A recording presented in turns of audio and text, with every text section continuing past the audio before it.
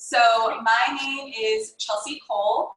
I am the Director of Marketing at Best of Precision. I am a food blogger. My food blog is The Duck's Oven, and I am a cookbook author. I wrote Everyday Sous Vide. So as you can tell, sous vide is one of my favorite things in this world.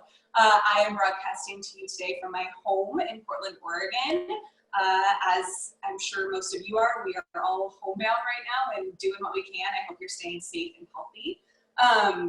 And we are going to go over all things sous vide today, the very, very basics of what sous vide is. And now let me introduce Jane, who's going to be helping us with the technical aspects of everything today. Thanks, Chelsea. Hi, everybody. I'm actually in Seattle, so not too far, but I am staying at home as well and being safe, and hope you are too. If you've got any questions, there's a Q&A feature that you should see down in the lower screen of your computer. Just go ahead and type in any questions, and I'll do my best to reply. And then I may then bring them up to Chelsea as well. So if we get multiple questions with a common theme, I'll interject quickly to ask those questions. Everybody will get a recording of this presentation by the end of day tomorrow. And we're also going to be submitting a couple of poll questions throughout, about 4 questions throughout this presentation. You'll see it pop up on your screen, and you just have to answer yes or no, and I'll leave it up there for about 10 seconds, and then that's it. So take it away, Chelsea. Good luck. Awesome. And let me emphasize too, I want you guys to ask questions. This is all about learning about what sous vide is, which sounds technical, but is way less technical than you think it is. So please don't hesitate to ask us questions as we go. So first, let's just start off. What is sous vide? So sous vide is a method of cooking in which you heat a water bath to a really specific temperature and keep that water bath at that exact temperature for as long as you need it. So you put the food to cook it in that water bath. So the first question I usually get is like, if food to me, you don't put it directly into water. So what you do is you put it in either a vacuum seal bag, or you can use like a freezer bag, a storage bag, something like that. But vacuum sealing is kind of the best way to go, and we'll get to that in a little bit. Or you can put food into jars, as we do with egg bites, which we're going to cover off on today. So that is essentially what sous vide cooking is. I always tell people, well, what you need to do is this immersion circulator. So this is what an immersion circulator is. We've got models that look like this, so it's kind of a more traditional stick shape, or this. It's my personal favorite immersion circulator that I have. It's really nice and compact, so I can store it really easily. It's got this really big screen, which most immersion circulators don't have, so I can see it from across the room. And frankly, it's just pretty. So that's one of the reasons it's my favorite thing to cook with. So I tell people, an immersion circulator is what makes a hot tub instead of just a little pool. So this is the device that circulates the water, so circulator, to keep it at that precise temperature. And so this is why putting a pot of water on the stove and bringing it up to a temperature and trying to keep it there with a thermometer isn't the best way to go. You're going to have different hot spots throughout that pot. So like the bottom of the water in the bottom of the pot is going to be hotter because it's closer to the heat source. Whereas with this method, it's circulating the water the entire time. So the entire water bath is being kept at the same temperature. So if you're cooking something that's really big, you could do that in a cooler or something like that, and trust that the entire, let's say, piece of meat in this example is being cooked through exactly how it should. So it's really a fantastic way to cook. Even though it sounds technical and fancy and like it's for food nerds, I actually think it's a great way for beginners to get more comfortable in the kitchen, because it removes all of the guesswork from your cooking. When you're roasting something in the oven or cooking something on your stovetop, you don't know at all when something is going to be done, what done even really means. You don't know what you're looking for. And so for this sous vide cooking, it takes all of the guesswork out of that. We're going to kind of get to more why later. But have you done sous vide cooking before? I'm curious to see what you guys have done. So Jane's going to put up a poll really quick. The poll is launched right now. Just a minute. Woo! I bet that several of you have. I know a couple of you who joined this webinar today. But if you haven't, that's great. I'm glad you're here. I know I've talked to a ton of people at like different events that I've done around sous vide who will come up to me and say, I've had an immersion circulator that I got for my birthday last year, but I've been too nervous to use it, so it's still in its box. And I'm like, oh no, just get it out, just use it. Like, this is the time. I promise you it's not tricky, it's not complicated, let's just do it. So we're gonna go over the basics together today. So again, what you need to cook sous vide at home, the only thing that you truly need is an immersion circulator. So whether it's a model like this or it's a model like this, that's the only thing that you truly need. You see this fancy looking clear container that I'm using today, you don't need that. All you need is a container that can get hot. So a stock pot or a Dutch oven will work perfectly. Containers like this are nice. This is a polycarbonate container because it's lightweight and you can see what you're cooking as you cook, which is kind of handy, but you definitely don't need it. And the other thing that's like a nice to have, but again, you don't need to have, is a vacuum sealer. So when you do cook sous vide and you're cooking something in a bag, you need to make sure that you remove all of the air from that bag. The reason being, the food needs to be able to be submerged, and if there's air in it, it will float. So a vacuum sealer is the best way to just make sure that you're removing all of that air. It's also really nice because although you can use a freezer bag, you have to keep the seal above the water to avoid water getting in that bag. You don't want water in the bag, and it's kind of annoying. With this, you get a perfect seal. You can just shove the whole thing right under the water and just know that nothing funky is going to happen while you're cooking. So I really like it for that reason.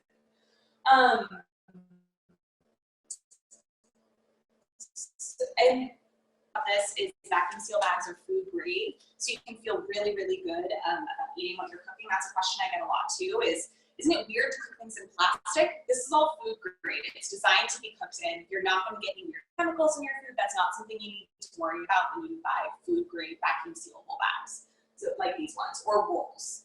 So don't worry too much about that. So do you have an immersion circulator at home already? I'm curious. We're going to do another little poll here to see what you have.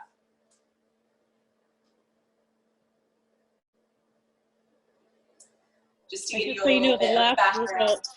The last results were 88% did cook sous vide.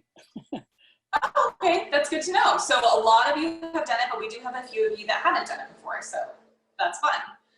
I got my first immersion circulator for my birthday a few years ago. I'm not going to tell you which birthday. You can guess on that one.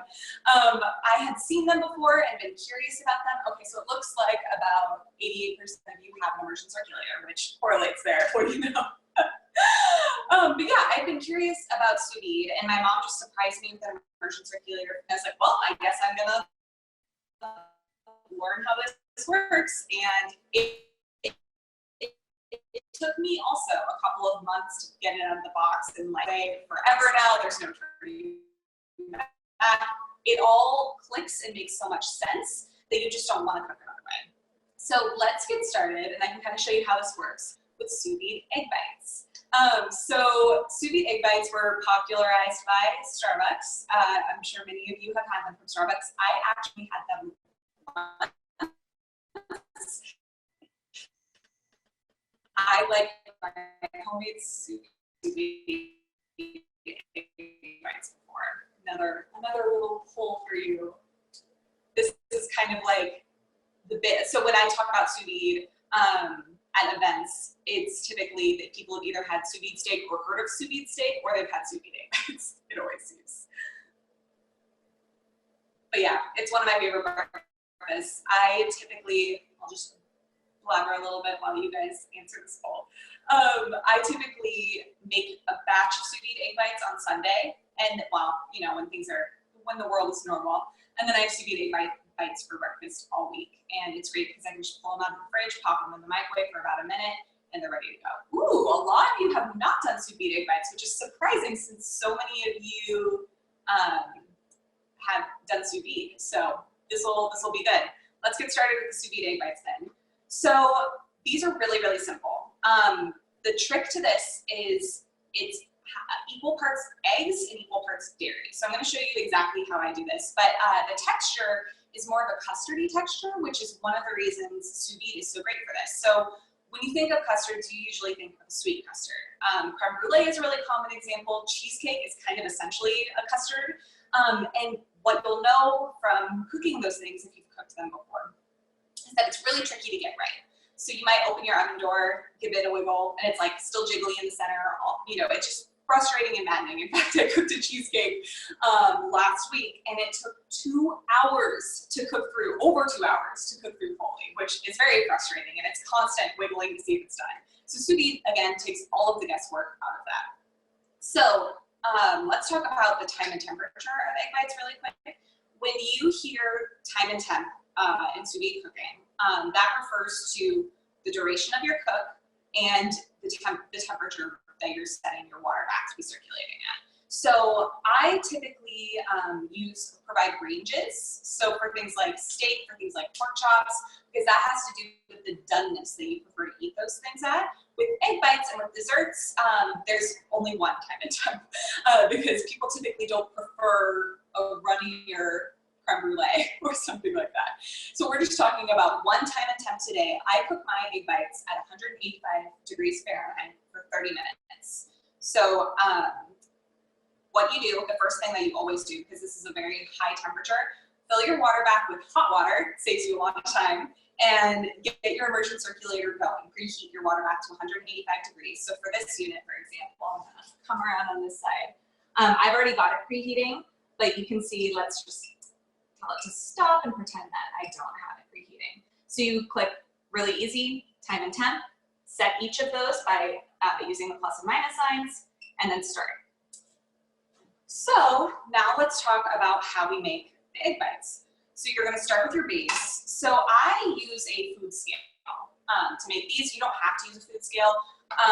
We're sending you recipes, a recipe booklet with 3 egg bite recipes that have just straight up measurements, but I like to use a food scale because it really is just equal parts eggs and equal parts dairy.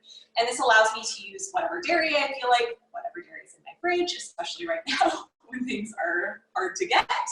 In fact, we're gonna be getting a little bit creative today based on what I have at home. And it just, you make sure that you have that really good, perfect temperature. In fact, I find using a food scale even easier than measuring, and there's fewer dishes I have to get dirty, but you do whatever you're comfortable with. So what I'm gonna do is get the food scale going. So I look at this in grams just to be really precise. We're gonna do a half batch of egg bites today, which for me is just 3. So crack your eggs into this bowl with the scale reading. So each large egg is typically about 50 grams. That's another reason I use grams. Again, if you're not comfortable doing this, we've got straight up measurements for you in the recipe, so don't worry about that too much. Okay. So these eggs are a little bit bigger. So this is going to be 217 grams. So I'm just going to match that exactly in dairy. So for the dairy options, you can truly use whatever dairy you want. So the go-to is heavy cream. But I like to switch it up. I like a little bit of tang in my egg bites. So I like to do equal parts cottage cheese and equal parts sour cream. But again, you can use whatever dairy you feel like. You can also use cottage cheese. Is a little bit nice because it makes these a little lighter and not quite so rich. So if you don't want to start your day off on the richest note possible, you can use something like that. I probably wouldn't use something that like 1% milk, just because it's not going to give very much body to the egg bite. So if you do want to lighten up, go with something that's a little bit heavier, like cottage cheese.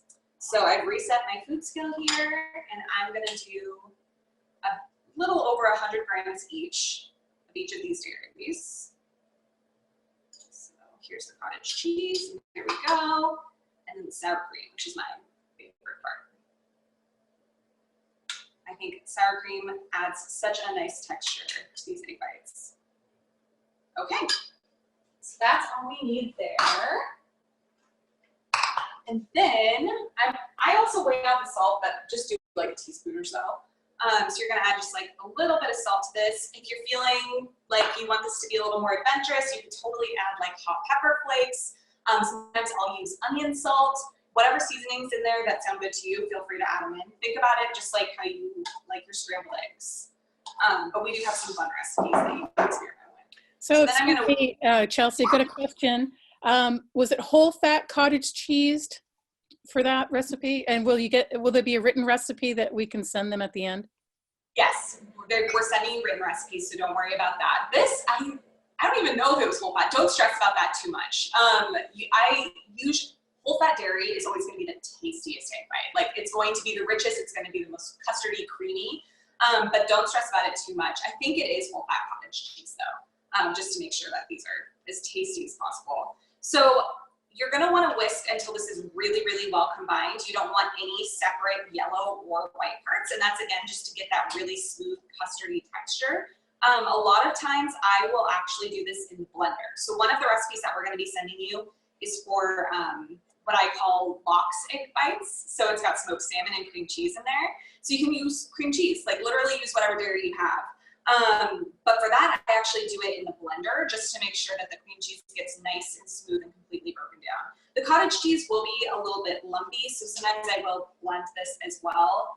I don't mind too much, and I don't want to pull out a blender for you guys on this webinar, so we're just mixing it for the purposes of our webinar today.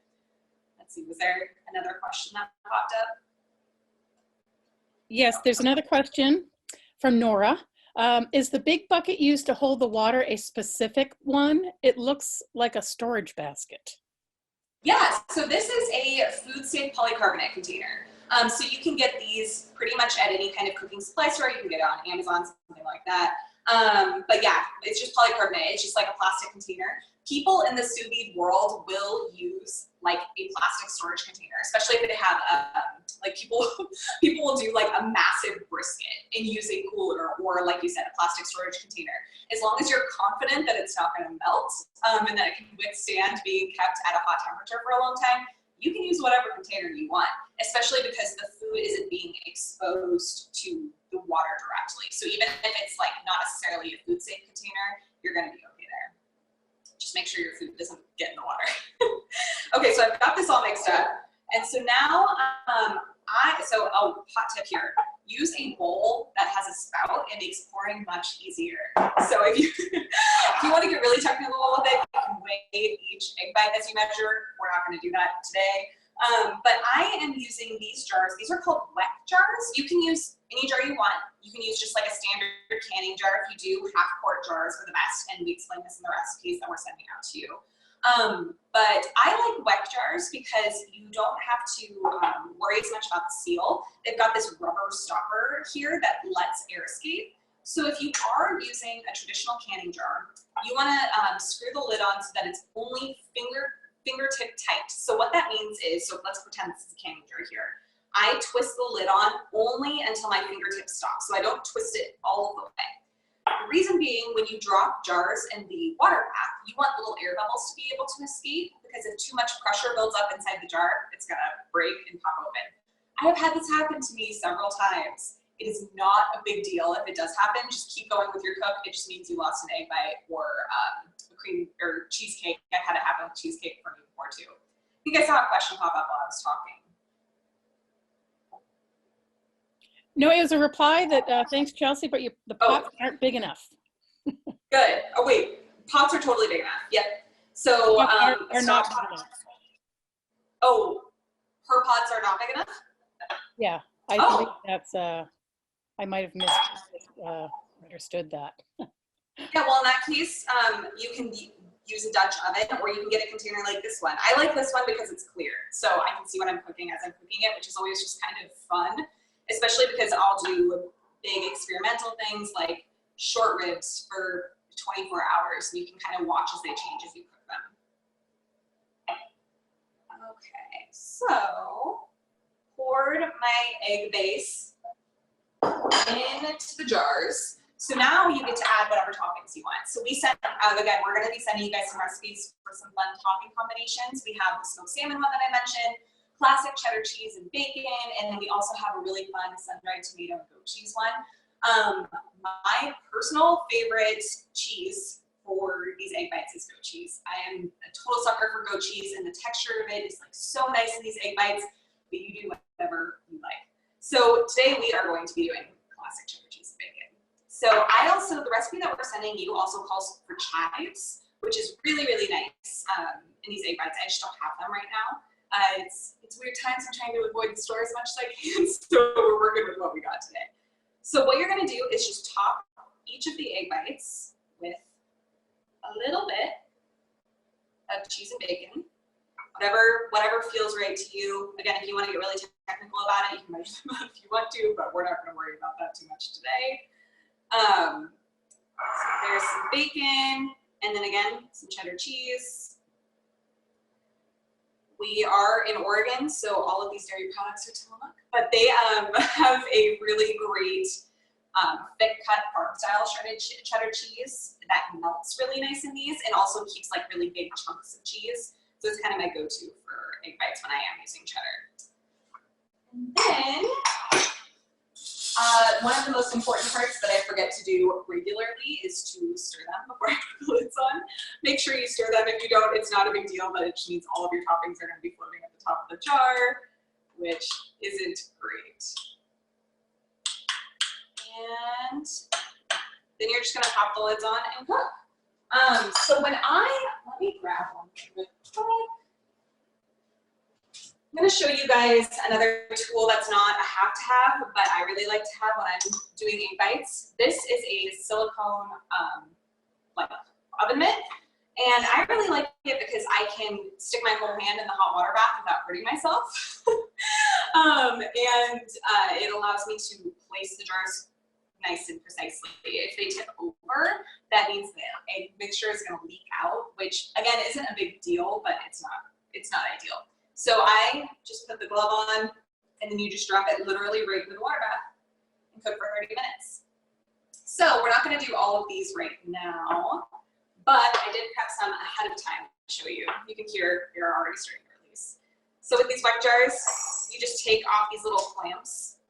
Again, you can use whatever jars you have at home, so don't worry about getting specialty jars. These ones are just really nice if you find yourself cooking egg bites or creme brulee or cheesecake or anything in a jar often, you might want to get these yourself. So you just pull the little tab, it's kind of cool. And this is what it looks like when it's done. So I'll show you what a little bite looks like, just so you can see the texture. So this is like what the texture looks like. So it's essentially like a really smooth and creamy scrambled egg, but you have these ready to go again in your fridge for breakfast whenever you need. So it's like super handy to just grab one from the fridge, pop it in the microwave, and it's ready to go. With all the cooking that we're doing right during this time, it's nice to have one less meal that you have to worry about getting cooked. So any questions about sous vide egg bites? Again, they're really, really simple. I think people kind of overtake this with the Starbucks egg bites. They're expensive, so it seems like there should be more work that goes into it, but there's really not.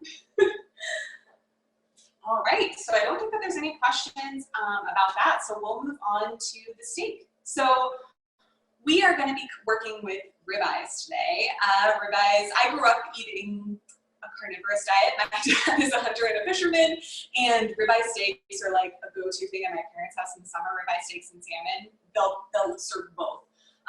And so it's just kind of like my favorite cut of meat. But one of the things that's great about sous vide and steak is it really takes the guesswork out of cooking sous vide steak, or it's cooking steak at home. Let's see, I think there's a question. I'll address that really quick before moving on. And get a drink of water. Oh, pull. So it's really difficult to cook steak at home because of the doneness factor. The dream for steak is that it's cooked medium rare. I hope for you anyways. And knowing when that is next to impossible unless you've been cooking steak for years and years and really get a feel for that texture that you're looking for. It's just so hard. Whether you're doing it on the grill, stovetop oven, there's a million methods.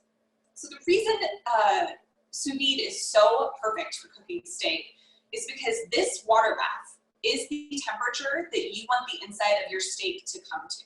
So just to give you a little preface, let's see. So a lot of you feel like you're pros, so that's good to know.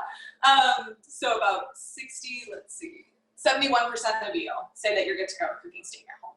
But I think I can still convince you as to why cooking sous vide steak is the best method. And actually a lot of that 71% of you might agree with me here. So cooking, using the immersion circulator, I like to, when I'm cooking steak, preheat my water bath to about 128 degrees, 129, somewhere about that range. And that's gonna give me a medium rare steak.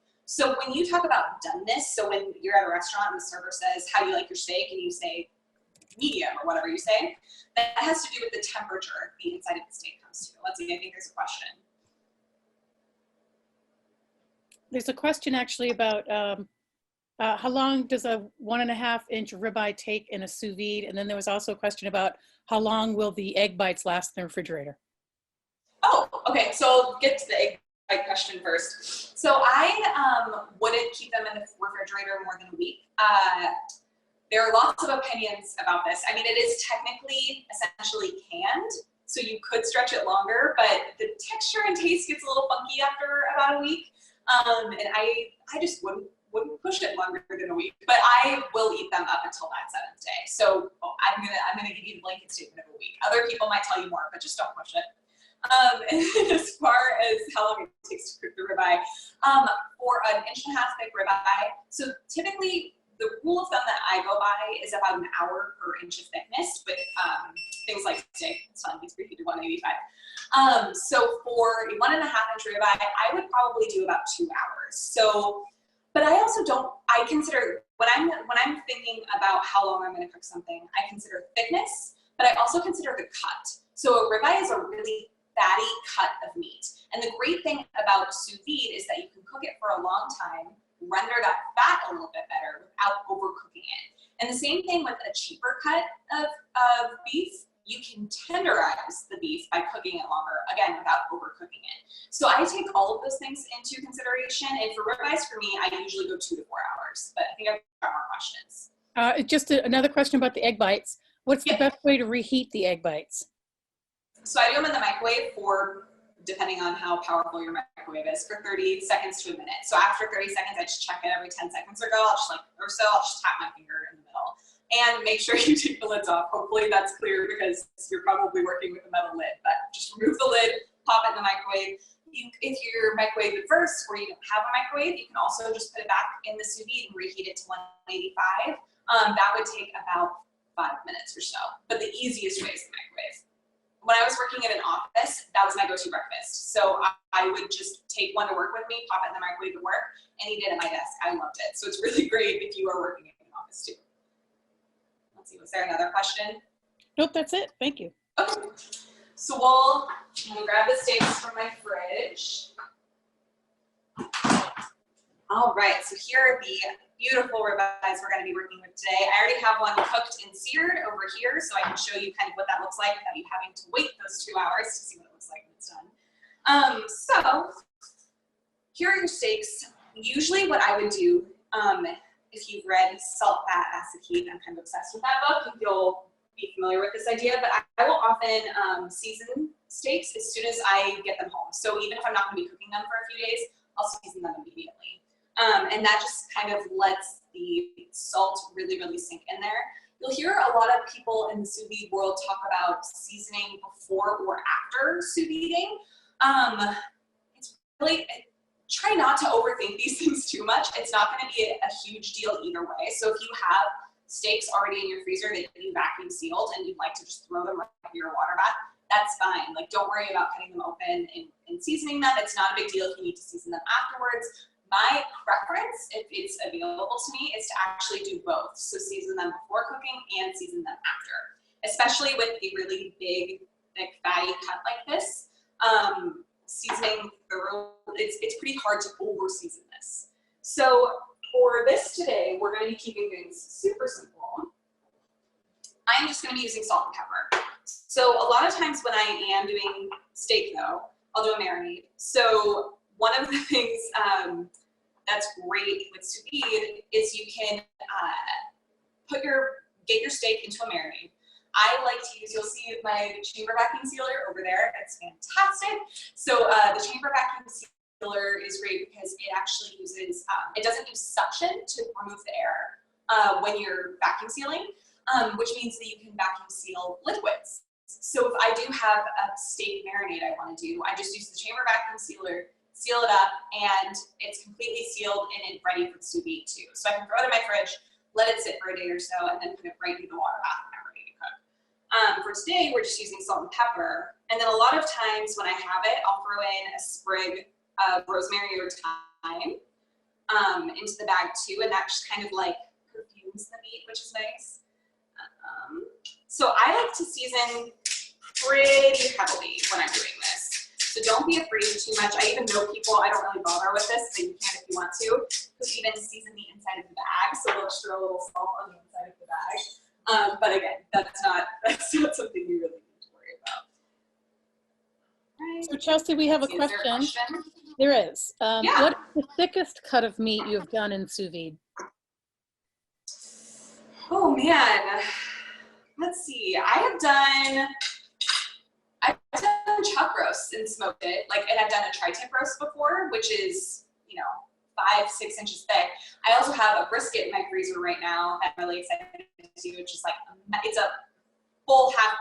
it's a half brisket, which is a massive cut of meat. So I've done cuts as thick as 5 or 6 inches, and usually when I'm doing something like that, I'll play with really, really long cooks. So that's kind of more like advanced sous vide, but I also have a smoker. I'm very lucky to have a smoker. So I love to do with something like that, like a super long, 24-hour cook that really, really tenderizes the meat, and then smoke it for a few hours to finish it, and it's really fun. So for example, the other day I did sous vide short ribs. I'm actually going to be posting that recipe on Vesta's website next week. So you can look for it there. So I did them in the sous vide for 24 hours at 175 degrees, which is a pretty high temperature for me. But I wanted those short ribs to be fall off the bone. I didn't want them to be meaty or have a lot of texture. I just wanted them to completely fall away from the bone. And man, I achieved that. And then I finished those off on the smoker too, and they were fantastic. And lasted us several days, which in this environment was nice to have something easy for lunches. Let's see. So, getting these nice and well seasoned. And then what I'm gonna do, get this egg bite stuff out of the way. After I'm done seasoning, so again, you could be doing a marinade here. You could throw in a sprig of herbs if you happen to have it. Let's see, I think there's another question.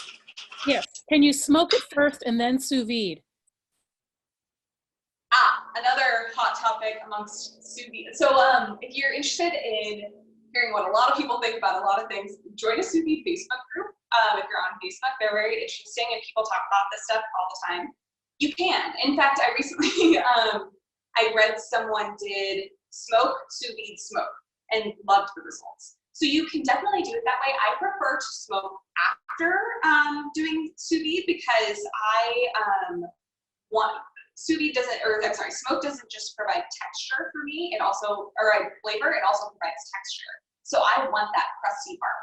And when you're cooking sous vide, you don't get a lot of texture. So typically you sear after doing sous vide, or you smoke after doing sous vide to provide that texture that you want, that you don't quite achieve when doing sous vide. So that's my opinion on it, but other people see it differently. So now I'm placing these steaks into my vacuum seal bag. So another thing that people will have a lot of opinions about, and I'm just going to tell you my thoughts on it. The question I get a lot is, can things touch when they're in the sous vide bag? And I don't want them to touch too much because meat can kind of fuse as it's cooking, and that can get a little weird. So the short answer is don't have them touch a ton, but if they're touching a little bit on the side, it's not a big deal. Just don't throw the steaks in side by side. The other reason you wouldn't want to do that is because it increases the thickness, which increases the time that you need to cook it to have it be cooked all the way through. So keep them, as you can see, single file, like this. So, get this out of the way. So now we're going to vacuum seal really quick. I love the vacuum sealer. Again, in fact, I've got a video series that I can share with you all on different air removal methods. So we call these air removal methods because that's what you're doing here. So you're trying to remove the air from the bag. I have used them all. I have used reusable bags, a hand pump. I've used just food storage bags. I've used them all. And this is my go-to every time. It's just a foolproof way to know that all of the air is truly removed and nothing's going to go wrong during your cook. Especially if you're doing a really long cook, just vacuum seal it. It's the most surefire way to go. All right, so sorry, it's gonna get a little loud for a second. So with the vacuum sealer,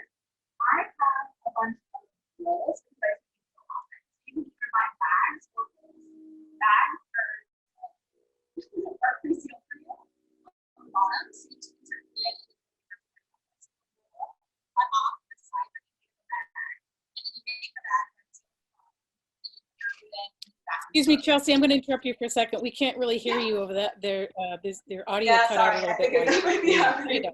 So all I was saying is you can buy bags or rolls. I buy rolls because I sous vide so often, so I just cut the rolls to whatever size that I need, seal the bottom of my cut, and that creates a bag, and then I vacuum seal it. So here is what they look like, all nice and vacuum sealed. It's really simple. And then from here, you literally just put it right into the water bath. So again, the way sous vide cooking works, we are bringing the center of the steak to the temperature of the rest of the water bath. That's all sous vide cooking is you're just bringing your food to the temperature that the water is. And so again, that takes all of the guesswork out of wondering when your steak might be done. You literally know exactly what temperature the inside of your steak is going to be. The other great thing about it is it's going to be that temperature all the way through your cut. So if you are cooking steak on a grill or a cast iron skillet, only the very center is going to be that temperature that you're really looking for. That beautiful red pink color is only going to be in the very center. So with sous vide, it's that color all the way through. So then when you go to finish it, again, there are lots of opinions and thoughts on the finishing process. So I'm just going to show you kind of my go-tos. So the equipment that I like to have, again, not completely necessary. I might argue that a cast iron skillet is necessary, but it's not totally. So my favorite way to sear a steak is to, once it's done cooking in the sous vide, I take it out of the bag, pat it completely dry with paper towels. You can also use clean towels if you prefer, but you want it to be totally dry. You can also, by the way, cook it sous vide, throw it in the fridge, and then sear it to finish it later. So a lot of times I'll do that at the beginning of the work week. On Sunday, I'll meal prep a couple steaks by cooking them in sous vide, throw them in my fridge, and then when it comes time for dinner, pull it out of the fridge. I'll let it sit on the counter to kind of come to temperature for a half hour or so while I'm preparing side dishes, and then sear it off. So here's how we sear it off. I like to use ghee for searing. So ghee is just clarified butter, which means all of the milk solids are removed from it. And the reason I like to use ghee is because it's got the flavor of butter, but it's got a much higher smoke point, meaning I can get it much hotter before it starts smoking up my house. So you want to use oils when you're searing with a really high smoke point. So that's going to be ghee, that's going to be canola oil, it's going to be peanut oil, anything that you would use to fry. It's not going to be olive oil. So avoid using olive oil. If you have to in a pinch, it's fine, but the flavor might be a little funky and you're going to get a really smoky house. So just be prepared to turn off your fire alarm. So the other big thing that's a little bit different, or that's going to get you a really good quality sear, is if you apply the fat directly to the meat. So that's just going to be ensuring that every bit of the meat makes contact with that fat and really get that nice, good sear that you're going to be looking for. So I apply it directly to the meat, and I do a little bit in the pan. So there's plenty of fat. It's all going to get cooked. And then once it's completely patted dry, I will also, that's when I'll re-season it. So I'll re-salt it again. Again, don't worry too much about over-salting the steak, especially when it's a big, thick cut like this. Don't worry, you're not going to overseason it. So then I let my cast iron skillet preheat for 5 minutes. If I really thought ahead and I'm super on top of my stuff, I'll preheat it in my oven. But typically, haven't thought that far ahead. So the reason, and I'm preheating it on high heat. I want this thing to get as hot as I can get it. So please be careful also when you do it. And the reason we want to get it so hot is because we are just looking to sear the outside. We don't want to cook it anymore. It's cooked perfectly. And people will even ask me, do you have to sear? And it's like, well, no, but don't you want that crusty exterior? That's kind of what we're looking for here. So I get this thing really hot, season the outside of my meat, apply the fat to the outside of my meat, a little bit of fat in the pan. And then if you want to, you can use something like this. I actually just got this week. Before, I would just use a ceramic bowl to help me press down the meat and make sure that every single part of the meat is making contact with the bottom of the pan, again, to get that really nice crusty sear. So once you've seared it off, I've got this to be all done and ready to go.